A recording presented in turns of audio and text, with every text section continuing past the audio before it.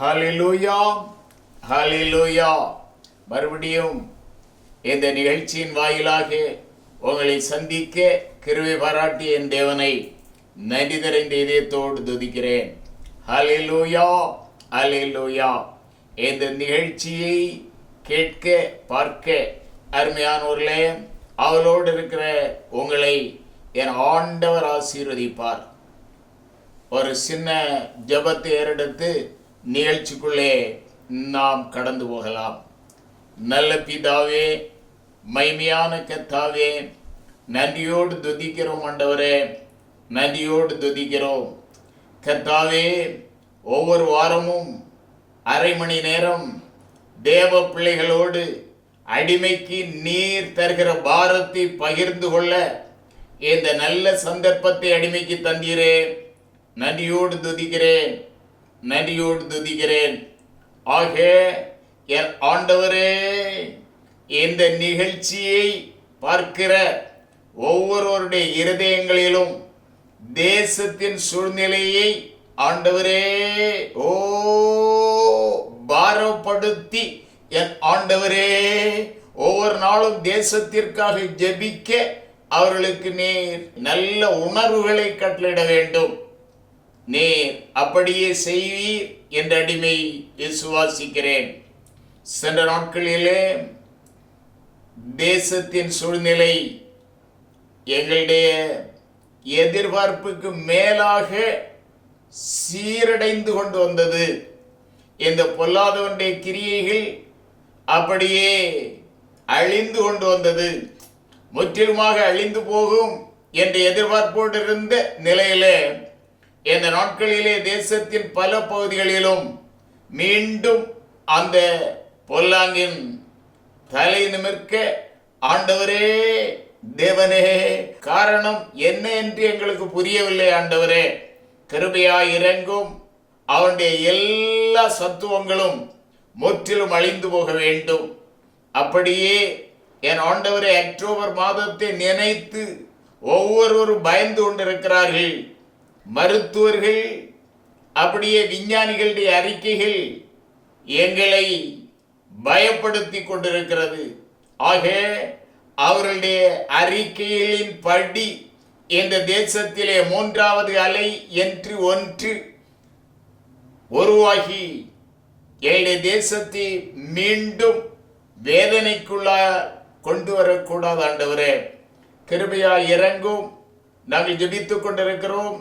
தேசத்திலே மூன்றாவது அலை இந்த தேசத்திற்கு உள்ளே நுழைவதில்லை என்று என் ஆண்டவர் எங்களுடைய விசுவாசத்தை நீர் அங்கீகரிக்க வேணும். அப்படியே பள்ளிகள் திறந்து கொண்டிருக்கிறது, கல்லூரிகள் திறந்து கொண்டிருக்கிறது.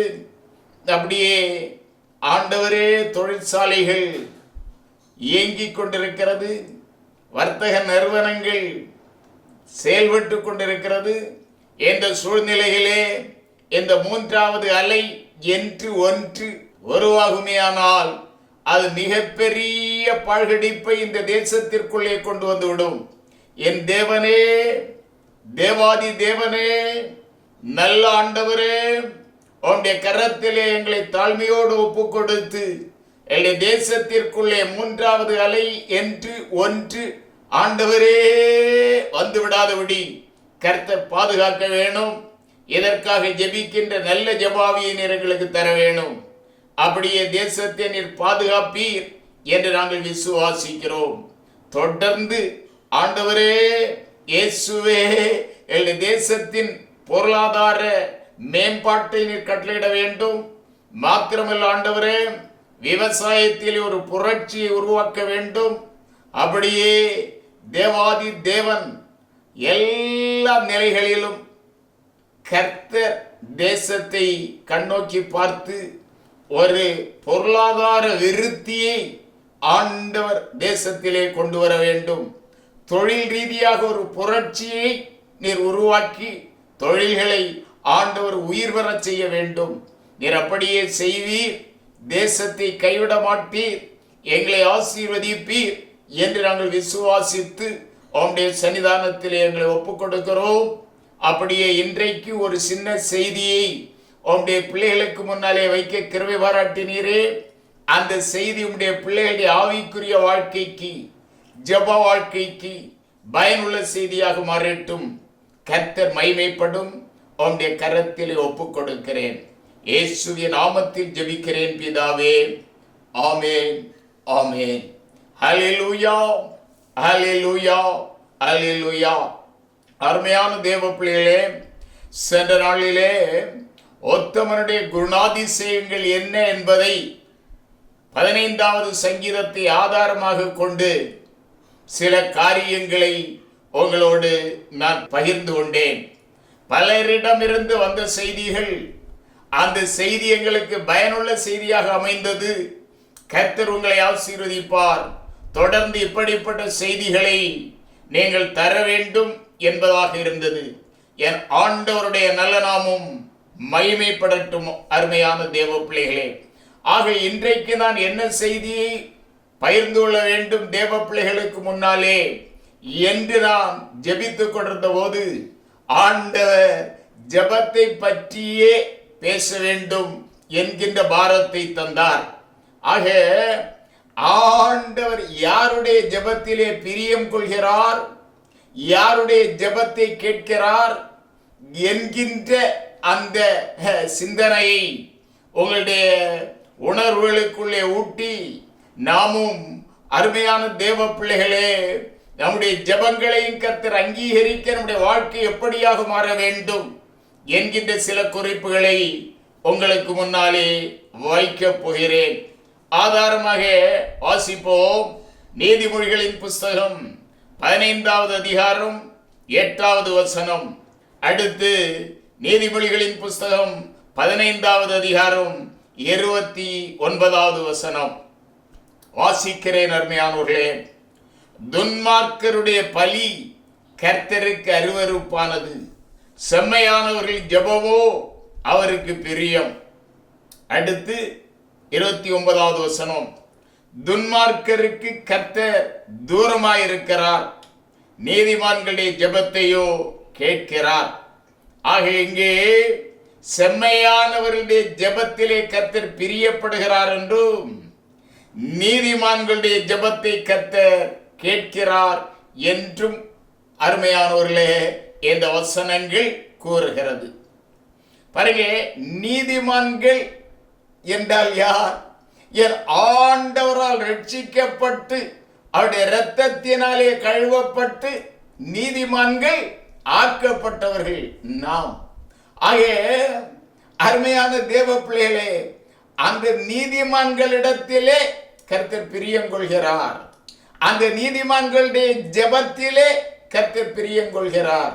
ஆக அருமையான தேவ பிள்ளைகளே, இந்த நீதிமான்களாக ஒரு நாளிலே மாறிய நாம் தொடர்ந்து நம்முடைய வாழ்க்கை செம்மையானதாக, நீதி நிறைந்ததாக, நீதிமானுடைய தகுதி படைத்ததாக இந்த நாட்களிலே இருக்கிறதா என்கின்ற ஒரு சிந்தனை நமக்குள்ளே வந்தாக வேண்டும். அருமையான தேவ பிள்ளைகளே, நாம் தேவ ஜனங்கள், இந்த தேசத்திலே ஒரு ஆவிக்குரிய எழுப்புதல் உருவாக வேண்டும் என்று நாம் பாரத்தோடு விசுவாசத்தோடு அப்படியே போராடி ஜெபித்துக் கொண்டிருக்கிற தேவ பிள்ளைகள். ஆக நம்முடைய ஜெபத்திலே என் ஆண்டவர் பிரியம் கொள்ள வேணும். நம்முடைய ஜெபங்களை என் ஆண்டவர் கேட்க வேணும். ஆக இந்த நீதிமான்களாக மாற்றப்பட்டு செம்மையானவர்களாக மாற்றப்பட்ட நம்முடைய வாழ்க்கை தொடர்ந்து நீதிமான்களாகவே, தொடர்ந்து ஆமென் செம்மையானவர்களாகவே இருந்து கொண்டு நாம் ஜெபிக்க வேண்டும் என்று என் ஆண்டவர் விரும்புகிறார். அருமையான தேவ பிள்ளைகளே, ஆக அதற்காக நாம் எப்படி நம்முடைய வாழ்க்கையை மாற்றிக்கொள்ள வேண்டும் என்பதற்கு சில குறிப்புகளை உங்களுக்கு முன்னாலே நான் வைக்கிறேன். என் ஆண்டவர் எனக்கு பாரம் தந்த அனைத்து குறிப்புகளையும் உங்களுக்கு முன்னாலே வைத்து பேசுவதற்கு நேரம் இல்லை. ஆக இந்த செய்தியை நான் தொடர்வேன். அருமையானவர்களே, இன்றைக்கு ஒன்றோ அல்லது ரெண்டோ குறிப்புகளை உங்களுக்கு முன்னாலே வைத்து அருமையான தேவ பிள்ளைகளே நான் பேசலாம். ஜெபிக்கலாம் என்று நின்று கொண்டிருக்கிறேன். ஆமென். ஹல்லேலூயா, ஹல்லேலூயா. ஆசிப்பார்மையானவர்களே, ஆதியாகம புஸ்தகம் 41வது அதிகாரம் 51வது வசனத்தை, யோசேப்பு என் வருத்தம் யாவையும் என் தகப்பனுடைய குடும்பம் அனைத்தையும் நான் மறக்கும்படி தேவன் பண்ணினார் என்று சொல்லி மூத்தவனுக்கு மனாசே என்று பெயரிட்டான். அல்லேலூயா. இங்கே ஒரு தேவ பிள்ளையுடைய ஜெபத்தை என் ஆண்டவர் கேட்க வேண்டுமேயானால், ஒரு தேவ பிள்ளை என் ஆண்டவருக்கு பிரியமான ஜெபத்தை ஏறெடுக்க வேண்டுமேயானால், முதலாவது நாம் மறக்க வேண்டிய காரியங்களை நான் மறந்தாக வேண்டும் என்று அருமையான தேவ பிள்ளைகளே இந்த வசனத்தின் வாயிலாக நாம் அறிவுறுத்தப்படுகிறோம். நம்முடைய இருதயம் எத்தனையோ காரியங்களினாலே, எத்தனையோ பாரங்களினாலே, எத்தனையோ வேதனை விசனங்களினாலே, தேவையில்லாத எத்தனையோ பாரங்களினாலே நிறைந்து அப்படியே இருக்கிறதை என் ஆண்டவர் விரும்பவில்லை. ஒரு ஜெபிக்கிற தேவ பிள்ளையுடைய இருதயம் சுத்தமாக இருக்க வேண்டும். அந்த இருதயம் சுத்தமாக இருக்க வேண்டுமேயானால் அவன் தேவையில்லாத குப்பைகள், கூளங்கள், அழுக்குகள் அனைத்தையும் அவனுடைய இருதயம் சுமந்து கொண்டிருக்க கூடாது. ஆக அவன் மறக்க வேண்டிய காரியங்களை, மன்னிக்க வேண்டிய காரியங்களை மன்னித்து, மறக்க வேண்டிய காரியங்களை மறந்தாக வேண்டும் என்று இந்த வசனத்தின் வாயிலாக நாம் அறிவுறுத்தப்படுகிறோம். அருமையான தேவ பிள்ளைகளே, இங்கே யோசேப்பை பற்றி நாம் வாசித்தோம். யோசேப்பு எகிப்து தேசத்தில் மிகப்பெரிய அதிகாரியாக, பார்வோனுக்கு அடுத்த தலைவனாக இருந்து கொண்டிருக்கிறான். எப்படிப்பட்ட அதிகாரம் அவன் படைத்தவனாக இருந்தான் என்பதை ஆதியாகம புஸ்தகம் 41வது அதிகாரம் 44வது வசனத்தை வாசிக்கிற போது தெரிந்து கொள்ளலாம். பார்வோன் இந்த யோசேப்பை பார்த்து கூறுகிறான், இந்த தேசத்தில் ஒருவனுடைய காலோ கையோ அசைய வேண்டுமேயானால் அதற்கு ஆமென் உன்னுடைய உத்தரவு வேண்டும் என்று. பார்த்தீர்களாம், எவ்வளவு பெரிய அதிகாரத்தை, எவ்வளவு பெரிய உத்தரவாதத்தை இந்த யோசேப்பு பெற்றிருந்தான் என்பதை இந்த வார்த்தைகள் வாயிலாக நாம் புரிந்து கொள்ள முடிகிறது அருமையானவர்களே. அல்லேலூயா. ஆனால் இத்தனை பெரிய பதவிக்கு சொந்தக்காரன், எத்தனை பெரிய அதிகாரத்திற்கு சொந்தக்காரன் மாத்திரமல்ல அருமையான தேவ பிள்ளையே, செழிப்பான வாழ்க்கை, அழகான மனைவி ஆஸ்னா, இவைகள் எல்லாம் அவனுக்கு இருந்தாலும் அவனுடைய இருதயத்தின் அடியிலே சில வேதனைகள், சில விசனங்கள், சில பாரங்கள், அப்படியே மறக்க முடியாத சில நினைவுகள் அவனை அப்படியே ஆழ்த்தி கொண்டிருந்தது அருமையானவர்களே. ஹல்லேலூயா. உங்களுக்கு தான் யோசேப்பின் சரித்திரம் நன்றாக தெரியும். அவனுடைய இருதயத்திற்குள்ளே என்னென்ன காரியங்கள் அவனை பாரப்படுத்தி கொண்டிருந்தது, அவனால் மறக்க முடியாத காரியங்கள் என்ன என்ன இருந்தது என்பதை நீங்கள் அறிவீர்கள். ஆனாலும் அதை தொட்டு விட்டு விடுகிறேன்.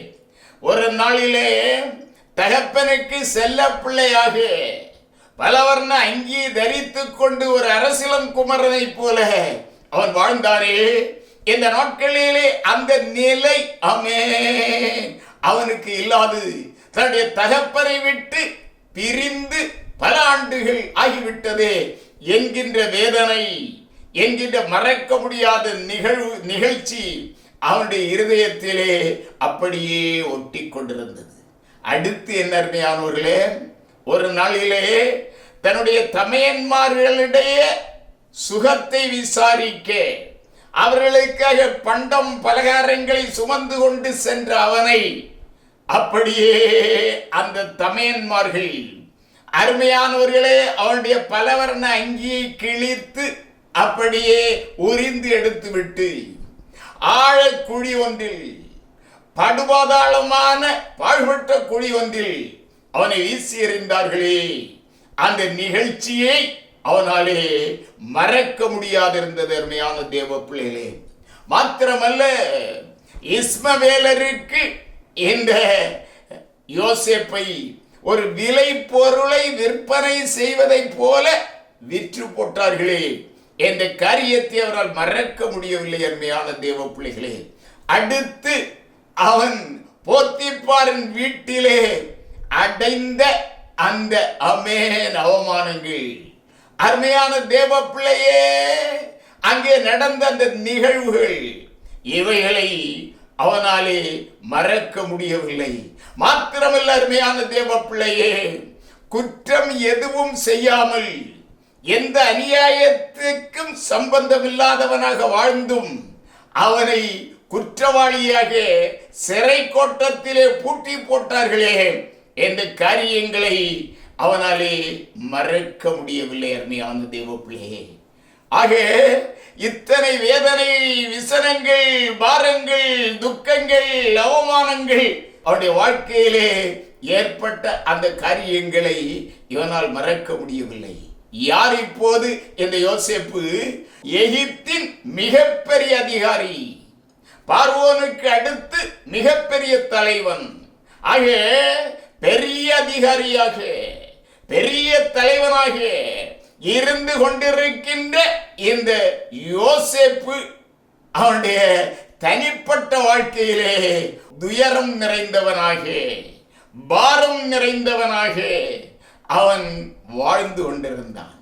தேவ பிள்ளையே, இந்த காரியத்தை நான் கூறுகிற போது, எனக்கு தெரிந்த ஒரு சில அரசு அதிகாரிகள், பெரிய பொறுப்பிலே இருக்கிறவர்களே, தனிப்பட்ட வாழ்க்கையிலே அவர்கள் எத்தனை வேதனைகள், எத்தனை பாரங்களை சுமந்து கொண்டிருக்கிறார்கள் என்பதை நான் அறிவேன். அருமையான தேவ பிள்ளைகளே, ஹல்லேலூயா, ஹல்லேலூயா. ஆக அதற்குள்ளே நான் போக விரும்பவில்லை.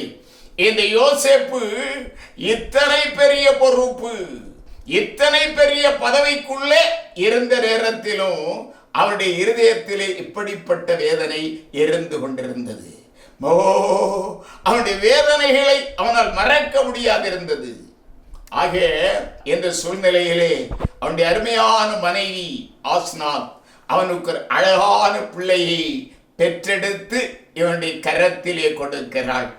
அருமையானவர்களே, அந்த பிள்ளையை இவன் தன்னுடைய 2 கரங்களாலே அப்படியே அள்ளி எடுத்து அந்த பிள்ளையுடைய முகத்தை அவன் பார்த்து கொண்டிருக்கிற நேரத்திலே அவனுடைய சிந்தனைகள் அவனுடைய கழிந்த காலத்திற்கு நேராக அப்படியே செல்கிறது. ஆக அந்த நேரத்திலே அவன் தன்னுடைய தகப்பன் வீட்டை நினைக்கிறான், தன்னுடைய சகோதரர்கள் செய்த அநியாயத்தை நினைக்கிறான்.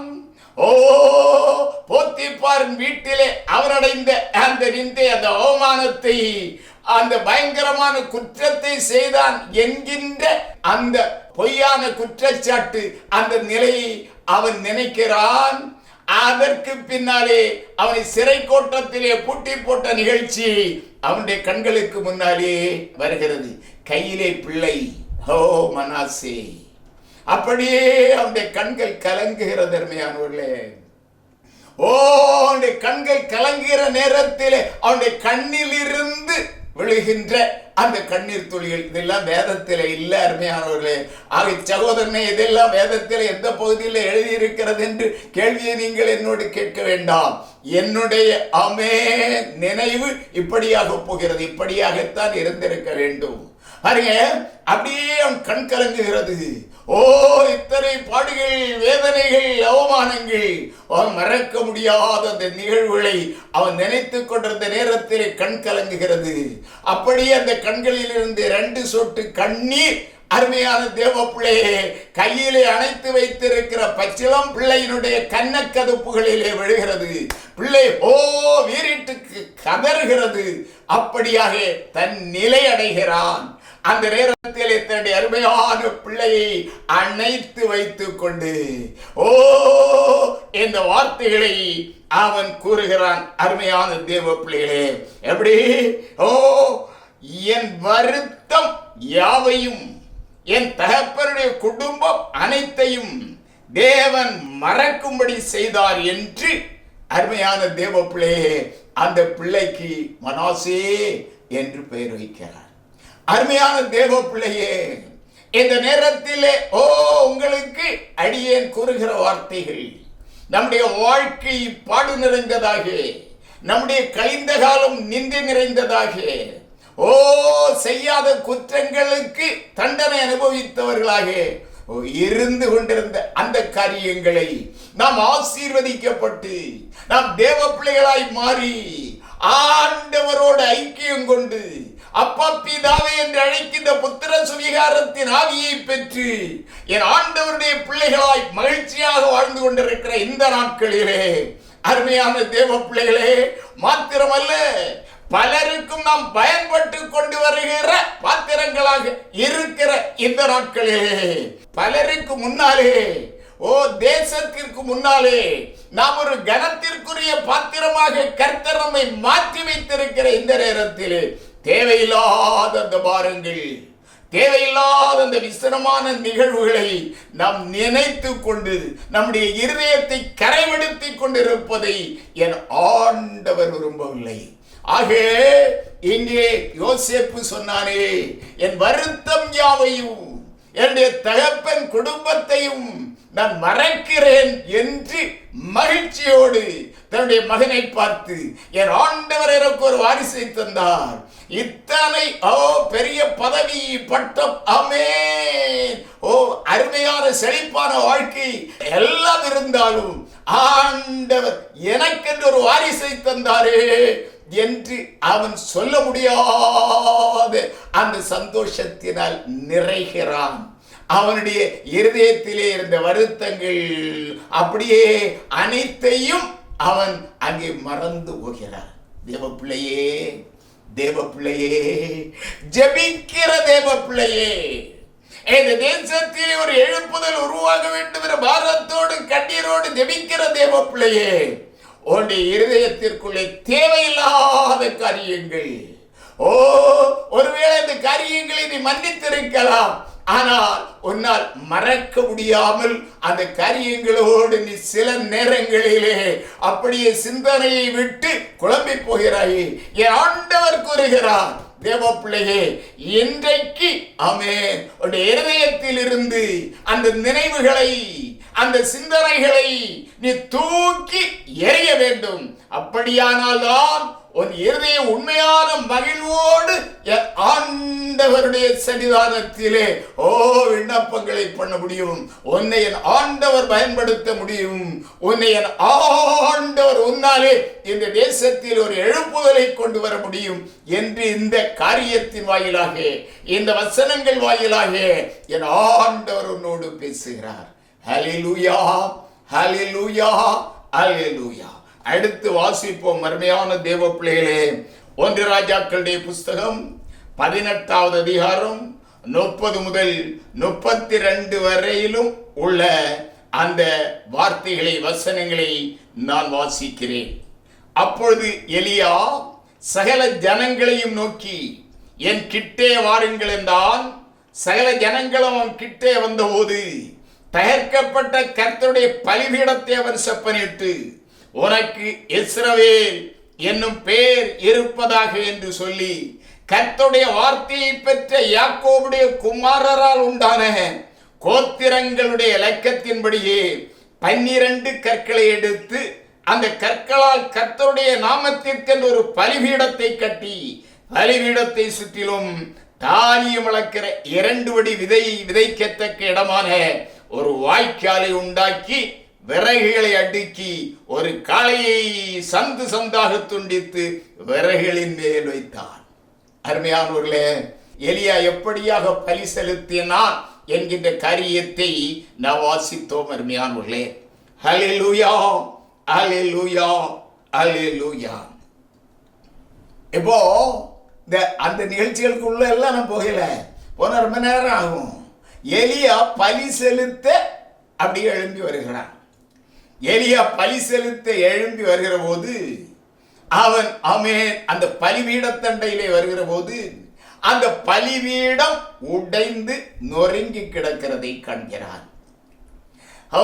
தன்னுடையவர்கள் தேவ ஜனங்கள் ஆண்டவருக்கு பலி செலுத்த முடியாமல் ஆகாபினாலே அப்படியே தடை செய்யப்பட்ட காரணத்தினாலே அந்த பலிபீடம் பாழடைந்து அங்கே கிடக்கிறது, அப்படியே நொறுங்கி கிடக்கிறது. ஹல்லேலூயா, ஹல்லேலூயா. நொறுங்கி கிடக்கிற அந்த பலிபீட தண்டையிலே இந்த எலியா தீர்க்கதரிசி போன நேரத்திலே அவன் முதலாவது என்ன செய்தான் அருமையானவர்களே? தகர்ந்து கிடந்த உடைந்து கிடந்த பலிபீடத்தை அவன் செப்பனிடுகிறான். எப்படியாக செப்பனிடுகிறான்? அந்த நாட்களில இஸ்ரவேல் ஜனங்கள், அதாவது தாவீதின் குமாரனாகிய சாலமோனின் நாட்களுக்கு பின்னாலே இஸ்ரவேல் ஜனங்கள் ரெண்டாக பிரிந்து போனார்கள். 10 கோத்திரங்களை உள்ளடக்கி இஸ்ரவேலர் என்றும், 2 கோத்திரங்களான யூதாவையும் பென்யமீனையும் ஆமென் ஒன்றாக இணைத்து யூதா கோத்திரமாகவும் அவர்கள் மாறி போனார்கள். ஆக இந்த நாட்களிலே பலி செலுத்துவதற்காக எழும்பி பலிபீடத்தண்டையிலே போன மனிதன் இந்த எலியா, இஸ்ரவேலின் தீர்க்கதரிசி. இந்த இஸ்ரவேலின் தீர்க்கதரிசி பார்க்கிறான், அந்த பலிபீடம் உடைந்து கிடக்கிறது. ஆக அந்த பலிபீடத்தை அவன் செப்பனிட வேண்டும் என்று அவன் முதல் பணியை அங்கே துவங்குகிறான். ஆக பலிபீடத்தை செப்பனிட்டான் என்று எழுதியிருக்கலாம். அதை விட்டு 12 கற்களை எடுத்து, அதிலும் வேதம் சொல்கிறது இஸ்ரவேலுடைய பிள்ளைகளாகிய 12 பேர் கோத்திரப்பிதாக்கள். ஆக அந்த கோத்திரப்பிதாக்களுடைய எண்ணிக்கையின்படி 12 கற்களை எடுத்து அந்த பலிபீடத்தை செப்பனிட்டான் என்று. இங்கே முக்கியமாக நாம் கவனத்திலே கொள்ள வேண்டிய ஒரு காரியம் இருக்கிறது அருமையானவர்களே. அந்த நாட்களிலே நான் கூறினேனே, சாலமோனுடைய மகனுடைய காலத்திலே இஸ்ரவேலர் 2ஆக பிரிந்தார்கள். இஸ்ரவேல் 10 கோத்திரங்களை உள்ளடக்கி இஸ்ரவேல் ஆமென் என்றும், பென்யமீனும் யூதாவும் சேர்ந்து யூதா என்றும் 2 ராஜ்யங்களுக்கு ஆமென் 2 ராஜ்யங்களாக அந்த இஸ்ரவேல் தேசம் பிரிந்து போயிற்று. இந்த எலியா இஸ்ரவேலின் தீர்க்கதரிசி.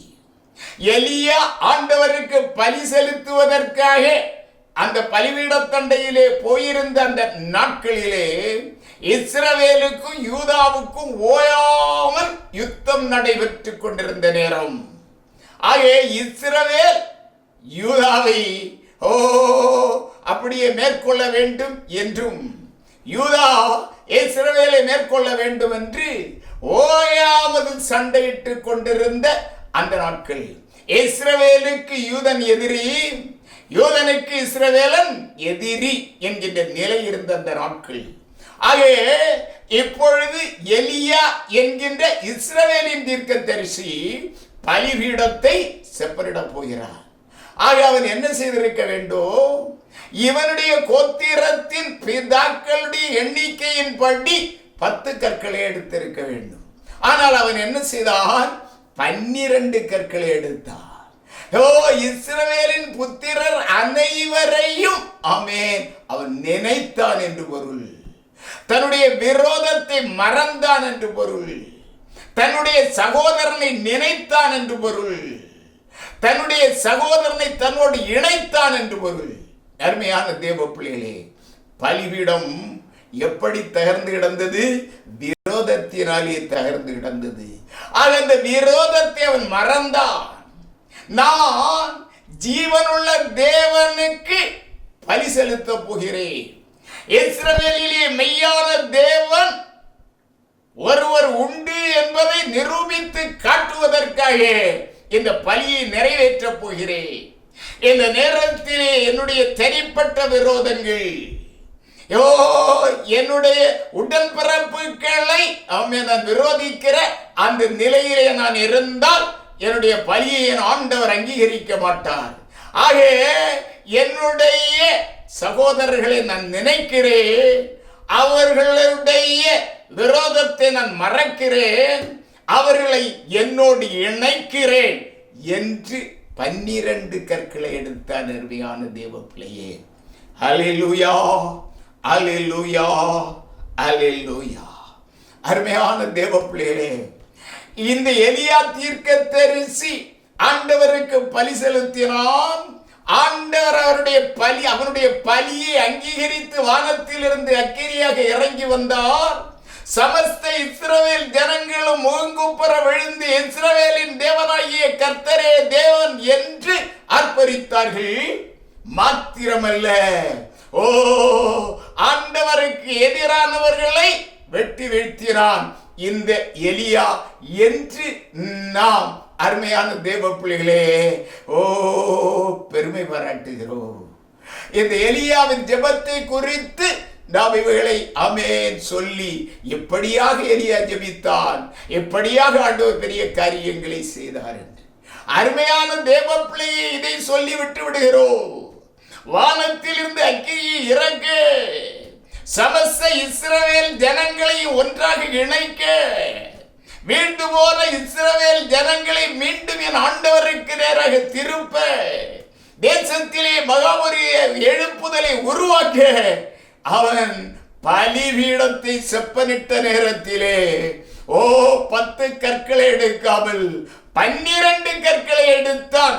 ஆமென் என்பதையும் நாம் புரிந்தாக வேண்டும். இந்த நாட்களில் அருமையான தேவ பிள்ளைகளே, தேசத்தின் எழுப்புதலுக்காக ஜெபித்து கொண்டிருக்கிற நம்மிலே நம்முடைய பலிபீடம் என்கின்ற இருதயம் எப்படியாக இருக்கிறது? அருமையான தேவ பிள்ளைகளே, விரோதம் அருமையானது. செத்தாலும் அவன் பிணத்திலும் விழிக்க கூடாது. யாரு? சொந்த சகோதரன்.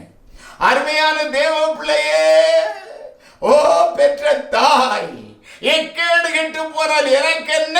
அவள் செய்த அநியாயத்திற்கு அவள் எக்கேடு கெட்டு போனாலும் பிரச்சனை இல்லை என்று பெற்ற தாயை வெறுக்கிற சூழ்நிலைகள். மாத்திரமல்ல அருமையான தேவ பிள்ளைகளே, பெற்ற பிள்ளைகள் என்னை பார்க்க கூடாது என்கின்ற வைராக்கியங்கள் யாருடைய இருதயத்திலே?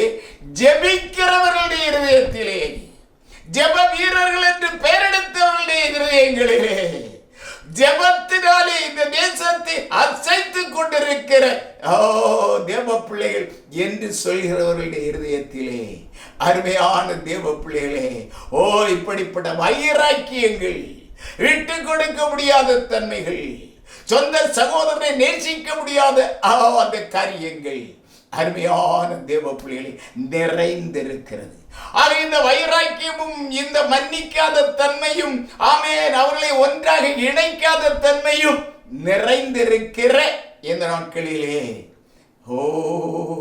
என் ஆண்டவர் நம்மை பார்த்து வேதனையோடு இருந்து கொண்டிருக்கிறார் தேவ பிள்ளையே. அல்லேலூயா, அல்லேலூயா. நான் இந்த தேசத்திலே ஒரு ஆவிக்குரிய எழுப்புதல் உருவாக வேண்டும் என்று பாரத்தோடு ஜெபிக்கிற தேவ பிள்ளைகள் ஆகிய நம்முடைய வாழ்க்கையிலே நாம் மன்னிக்க வேண்டியவர்களை மன்னித்து, அருமையான தேவ பிள்ளைகளை சேர்க்க வேண்டியவர்களை நம்மோடு சேர்த்து, இணைந்து கொள்ள வேண்டியவர்களோடு இணைந்து, அப்படியே நம்முடைய பலிபீடத்தை நாம் செப்பனிட வேண்டும் என்று என் ஆண்டவர் விரும்புகிறார். அருமையான தேவ பிள்ளைகளே, பலிபீடத்திலேதான் மனிதன் ஆண்டவரை சந்திக்கிறார். நம்முடைய பலிபீடம் நம்முடைய இருதயம். இந்த எலியா 12 கற்களை எடுத்த தன்னுடைய விரோதத்தை மறந்தாரே. அருமையான தேவ பிள்ளை, தன்னுடைய சகோதரனை தன்னோடு இணைத்தவனே, அந்த காரியத்தை செய்த காரணத்தினாலேதான் ஆமென் பல காரியங்கள் உண்டு. அந்த அவசரங்களை வாசிக்கிற போது எலியாவின் ஜெபத்தை கேட்க கர்த்தர் கேட்பதற்கு என்னென்ன காரியங்கள் நடைபெற்றது, எப்படியாக அவன் இந்த பலியை ஏறெடுத்தார் என்பது விஸ்தீரணமான விரிவான பாடம். அதற்குள்ள போக விரும்பல. அந்த ஒன்று பலிபீடத்தை செப்பனிட்டான். அருமையான தேவ பிள்ளைகளே, ஜெபிக்கிற தேவ பிள்ளைகளே, தேசத்தின் எழுப்புதலுக்காக வைராக்கியம் கொண்ட தேவ பிள்ளையே, நாமும் நம்முடைய பலிபீடங்களை செப்பனிடுவோம். நம்மை கொண்டு கர்த்தர் தேசத்திலே எழுப்புதலை கட்டளையிடுவார். நிச்சயமாக நிச்சயமாக ஆக பலிபீடம் நொறுங்கி உடைந்து கிடந்தால் இந்த பலிபீடத்தில் இருந்து எழும்புகின்ற ஜெபம் என்கின்ற தூபத்தை, நம்முடைய இருதயமாகிய பலிபீடத்தில் இருந்து எழும்புகின்ற ஜெபம் என்கின்ற தூபத்தை என் ஆண்டவராலே முகர்ந்து கொள்ள முடியாது. நேரம் அதிகமாகிக் கொண்டிருக்கிற காரணத்தினாலே என் வார்த்தைகளை சுருக்குகிறேன். ஜெபிப்புமா.